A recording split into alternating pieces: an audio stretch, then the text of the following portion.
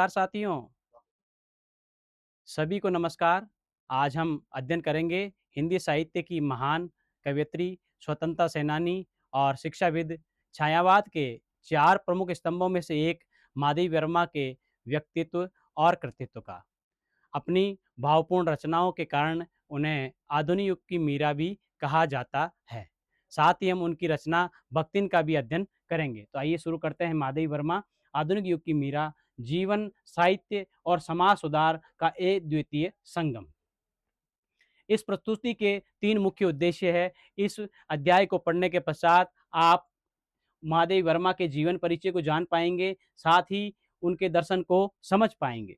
साहित्यिक मूल्यांकन, उनकी काव्य और गद्य रचनाओं की विशेषताओं का तुलनात्मक अध्ययन कर सकेंगे। सामाजिक प्रभाव की बात करें तो शिक्षा और स्त्री विमर्श के क्षेत्र में उनके योगदान का आप विश्लेषण कर सकेंगे।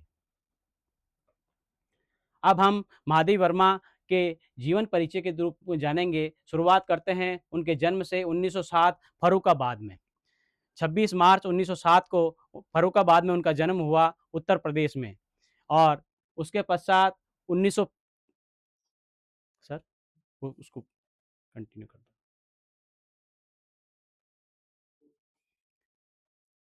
हम शुरुआत करते हैं उनके जन्म से। तो महादेवी वर्मा का जन्म सन 1907 में फर्रुखाबाद, उत्तर प्रदेश में हुआ और ये इलाहाबाद के रहने वाले थे। उनके पिता का नाम गोविंद प्रसाद जी और माता का नाम हेमरानी देवी था। इन्होंने शिक्षा में एमए किया संस्कृत विषय में और प्रयागराज विश्वविद्यालय से एमए किया और इन्हें आधुनिक युग की मीरा के रूप में जाना जाता है। एक प्रतिष्ठित परिवार में जन्म इनका हुआ और इनके पिता भागलपुर के एक कॉलेज में प्रोफेसर थे और माता अत्यंत धार्मिक और सांस्कृतिक प्रेमी महिला थी। इनकी प्रारंभिक शिक्षा वहीं हुई और कॉन्वेंट गर्ल्स कॉलेज में इन्होंने पढ़ाई की, जहां उनकी घनिष्ठ मित्र सुभद्रा कुमारी चौहान बनी और इन्होंने विश्वविद्यालय में एमए की डिग्री प्राप्त की। महादेवी जी की काव्य में वेदना, प्रकृति का अद्भुत चित्रण और उन्होंने खड़ी बोली हिंदी में अत्यंत कोमल और भावपूर्ण भाषा के रूप में स्थापित किया। महादेवी जी की लेखनी तक सीमित नहीं रही, बल्कि उन्होंने समाज सुधार, महिला शिक्षा और स्वतंत्रता संग्राम में भी उन्होंने अपनी भूमिका निभाई और प्रयाग महिला विद्यापीठ की प्राचार्य के रूप में आपने काम किया और अनेक पत्र पत्रिकाओं में आपने का सहयोग किया और ज़रूरतमंद लेखों, साहित्यकारों की आपने रचना सहयोग किया। 1956 में आपको पद्म भूषण सम्मान से अलंकृत किया गया। 1983 में यामा के लिए ज्ञानपीठ पुरस्कार, साहित्य का सर्वोच्च सम्मान से उन्हें नवाजा गया। 1987 में इलाहाबाद में आपका देवासन हुआ। महादेवी वर्मा के बारे में, संसार के मानव समुदाय में वही व्यक्ति स्थान और सम्मान पा सकता है, वही जीवित कहा जा सकता है, जिसके हृदय और मस्तिष्क में समुचित विकास पाया हो और जो अपने व्यक्तित्व द्वारा मनुष्य समाज में रागात्मक अतिरिक्त बौद्धिक संबंध स्थापित करने में समर्थ हो, वही सच्चा मनुष्य कहलाता है। महादेवी वर्मा के शब्दों में हिंदी कविता के छायावाद के 4 प्रमुख आधार स्तंभ माने जाते हैं। सर्वप्रथम सुमित्रा नंदन पंत, जयशंकर प्रसाद और सूर्यकांत त्रिपाठी निराला और चौथे पिलर के रूप में महादेवी वर्मा का योगदान अविस्मरणीय है। बहुमुखी प्रतिभा, इनकी लेखनी पद्य के साथ साथ गद्य में भी समान रूप से चली। पद्य में इन्होंने आंतरिक वेदना और पीड़ा की अभिव्यक्ति की। इस लोक से परे किसी अलौकिक सत्ता की ओर उन्मुखता उन्होंने दिखाई और यही विरह की वेदना उन्हें आधुनिक युग की मीरा के रूप में प्रसिद्धि मिली। गद्य की बात करें तो गहरा सामाजिक सरोकार और यथार्थ का चित्रण उन्होंने किया, साथ ही समाज के शोषित वर्ग की पीड़ा को उन्होंने सशक्त स्वर दिया। आंतरिक वेदना के स्वर, प्रमुख काव्य रचनाओं की हम यहाँ चर्चा करेंगे। महादेवी जी की कविताएं भावनाओं और करुणा का महासागर, दीपशिखा उनकी रचना और यामा जिनसे उन्हें ज्ञानपीठ पुरस्कार से नवाजा गया था, ये दोनों रचनाएं उनकी भावनाओं के करुणा संसार को विस्तृतता प्रदान करती है। अप्रतिम गद्यकार के रूप में यदि हम उनकी बात करें तो उनके निबंध संग्रह देखिए, संग्रह की कड़ियां, आपदा, संकल्पिता और भारतीय संस्कृति के स्वर के रूप में हमारे सामने आती है। संस्मरण और रेखाचित्र के रूप में महादेवी वर्मा को बहुत अधिक ख्याति प्राप्त हुई। अतीत के उनके चलचित्र स्मृति की रेखाएँ, पथ के साथी और मेरा परिवार, उनके ये संस्मरण और रेखाचित्र हिंदी साहित्य की अमूल्य थाती है। श्रृंखला की कड़ियों की बात करें तो 1942 में इसका प्रकाशन हुआ था। हिंदी साहित्य में स्त्री विमर्श की एक भव्य प्रस्तावना। हम कल्पना कर सकते हैं जब देश आज़ाद नहीं हुआ था उससे पहले महादेवी वर्मा के विचार किस प्रकार वो नारी विमर्श की बात यहाँ पर करती है। तत्कालीन समय की अद्वितीय रचना जिसने महिलाओं के अधिकार और संघर्ष को आज़ादी से पूर्व हमारे सामने मुखर कर दिया। शोषित और पीड़ितों की आवाज बनकर के माधवी वर्मा हमारे सामने साहित्यिक रूप में आती है। संस्मरणात्मक रेखाचित्रों में साधारण और करुणामयी दृष्टि। उन्होंने समाज के सबसे निचले तबके के पात्रों को उठाया है, जिसमें गिल्लू, घीसा, बिट्टा ऐसे पात्र जिन्हों को उन्होंने अमर बना दिया। समाज के शोषित, पीड़ित तबके को अपनी रचनाओं में नायक के रूप में प्रधानता दी। आमजन को विषय वस्तु के रूप में स्थापित कर संस्मरण विधा को उन्होंने एक नई मान्यता प्रदान की। उनका ये रूप समाज सेवा के रूप में देखिए प्रयाग महिला विद्यापीठ की ऐतिहासिक उन्होंने स्थापना की। महात्मा गांधी की दिखाई राह पर निरंतर कार्य और अपने जीवन को उन्होंने समर्पित किया। नारी समाज में शिक्षा प्रसार का पुनित उद्देश्य उन्होंने पूर्ण किया। साहित्य और समाज में सेतु के रूप में हम यहाँ माधवी वर्मा को देखते हैं। देखिए साहित्य में माधवी वर्मा केवल एक कल्पनाशील कवयित्री नहीं थी, बल्कि एक कर्मठ समाज सुधारक के रूप में हमारे सामने आती। अपनी कलम से जो लिखा, अपने वास्तविक जीवन में उसी करुणा और सेवा भाव को जी करके उन्होंने दिखाया। ये था उनका साहित्यिक रूप और सामाजिक रूप। उन दोनों के बीच में उन्होंने समन्वय का कार्य किया। सर्वोच्च सम्मान की यदि बात करें तो माधवी वर्मा को उनकी रचना यामा के लिए 1983 में साहित्य के सर्वोच्च सम्मान ज्ञानपीठ पुरस्कार से सम्मानित किया गया और 1956 में उन्हें पद्म भूषण से सम्मानित किया गया। उत्तर प्रदेश हिंदी संस्थान के द्वारा उन्हें भारत भारती सम्मान से नवाजा गया। शैक्षिक उद्देश्यों की प्राप्ति की बात करें तो जीवन की प्रेरणा एक साधारण पृष्ठभूमि में उठ करके राष्ट्र का गौरव बनने की यात्रा हमारे सामने दिखाई देती है। साहित्यिक समझ की बात करें तो गद्य के सामाजिक यथार्थ और पद्य की आंतरिक वेदना का स्पष्ट अंतर यहाँ दिखाई देता है। यानी गद्य और पद्य में दोनों में उन्होंने अपनी कलम को समान रूप से चलाया।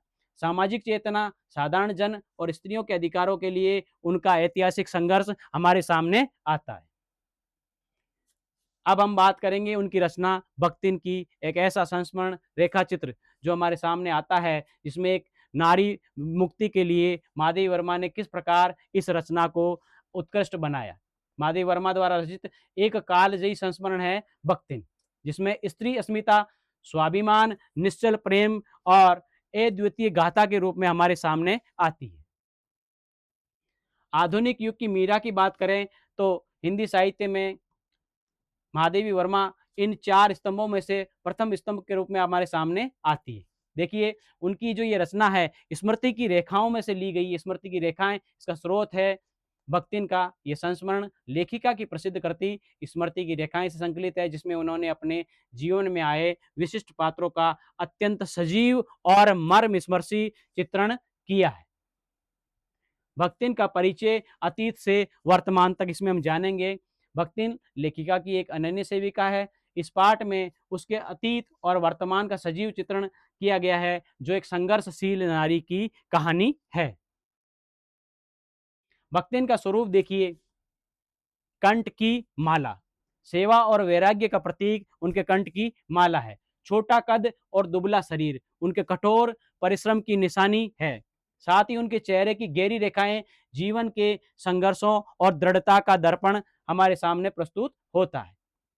पितृसत्ता का मुखर विरोध, उस युग में जब हम कल्पना नहीं कर सकते कि नारी इतनी मुखर हो सकती है और परिस्थितियों से जूझ करके वो पितृसत्तात्मक समाज का विरोध करती है। देखिए भक्तिन का साहस और पितृसत्ता की टूटती हुई रूढ़ियां। भक्तिन ने अपने जीवन में पितृसत्तात्मक मान्यताओं और समाज के छल छद्म का डटकर मुकाबला किया। उसने कभी हार नहीं मानी और अपनी राह उसने स्वयं चुनी। पारिवारिक संघर्ष और न्याय की लड़ाई, जिस प्रकार भक्तिन का शुरुआती जीवन कष्टपूर्ण रहा और उसके बाद में उनके पति की मृत्यु हो जाने के बाद उनके सास और उनकी जेठानियों ने उनके ऊपर अत्याचार किए। पहला चरण देखिए, पति की मृत्यु के बाद संपत्ति छीनने का डर था।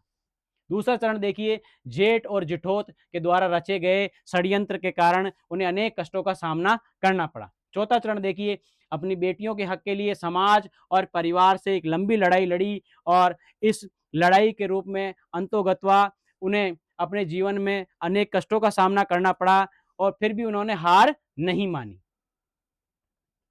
अजय स्वाभिमानी व्यक्तित्व के रूप में भक्तिन हमारे सामने आती है संस्मरण में। कठिन परिस्थितियों के बावजूद भक्तिन ने अपने स्वाभिमान को कभी झुकने नहीं दिया। वे एक स्वावलंबी और परिश्रमी महिला के रूप में हमारे सामने प्रस्तुत होती है।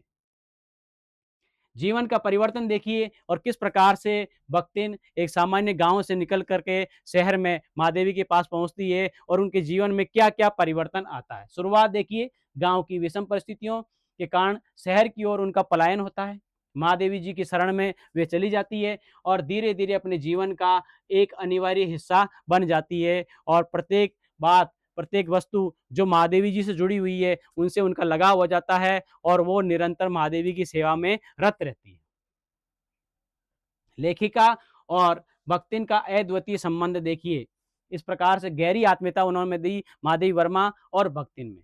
सेवक की निष्ठा और अभिभावक की ममता, ये उनकी गहरा आत्मीयता का रूप है। जब भक्तिन ने अपने सेवा भाव में वो अपने आप को हनुमान से कम नहीं समझती थी, उसी रूप में माधवी वर्मा ने भी उसे अभिभावक के रूप में अपनी ममता दी।